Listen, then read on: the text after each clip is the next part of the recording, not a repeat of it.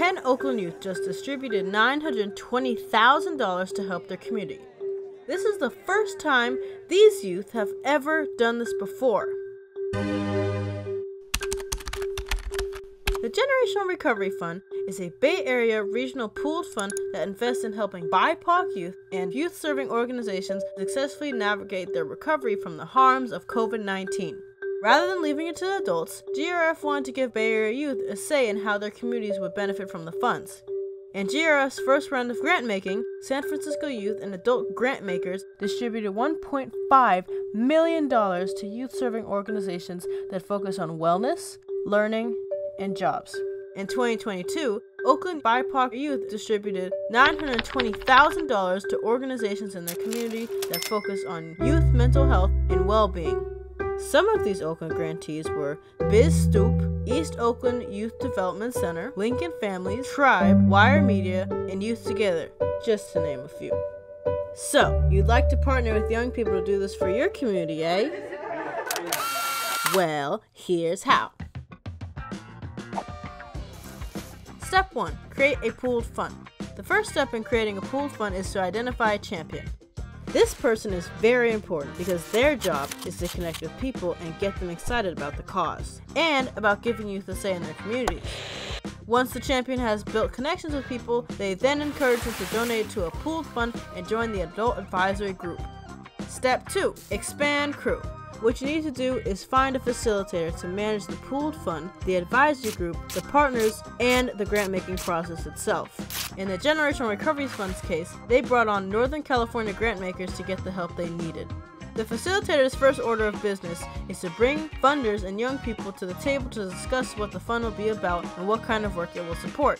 Once decided, they discuss ways to bring on more youth for the grant-making process. From there, the facilitator reaches out to youth organizations to find a partner that can help bring youth on board and support the grant-making work. The Generational Recovery Fund partnered with Youth Together to coordinate youth participation in the fund's grant-making. After this partnership was landed, the Adult Advisory Group and youth organizations met to lay out how they would engage and involve young people in the grant-making. An important aspect of this step is to develop a diverse cohort so that you can have the best results possible.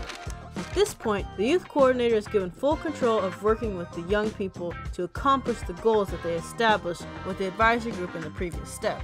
The first task of the youth coordinator is to recruit youth. Youth Together did this by reaching out to different schools, allies, and partners and asking if they can come and present to the youth what they're doing for the community and how the youth can help. Youth Together then held one-on-one interviews and brought on a diverse group of 10 young people from Oakland to join the youth advisory group. Step 3. Get to work. Start by having your youth cohort design participatory action surveys and distribute them at their schools. These surveys ask students which of the fund's core focus areas are most important for the youth. Once the surveys are collected, the youth break off into groups to discuss the common themes they notice in the answers. Long track record, working directly with youth and creating their response. Based on the observations made from the survey, you'll be able to narrow down your selections of what the youth and the community want improvements on. Once the funding priorities are identified, the Youth and Adult Advisory Committees begin the research process to find the nonprofits in the community that best match these values and to be interviewed for the grant. When all the interviews are done, the Youth and the Adult Advisory Committees each come up with a list of recommendations for who to fund. So, a plus sign if you want to recommend a group, a negative sign if you have reservations about the group. Then, the two advisory groups meet together to discuss how well each nonprofit aligns with the funding priorities, discuss their recommendations, and vote on who should receive a grant. Step 4. Disperse the grants. For this step, the facilitator will reach out to the organizations and notify them of their grant awards and discuss courses of payment. Giving youth a voice in this world is very important. If we want to continue to make positive changes in our world, we must start with the young people. We must help them build their communities in a way that they see fit. That is why, with these 4 easy steps, you will be able to start making a difference in your communities through the power of philanthropy and youth voices.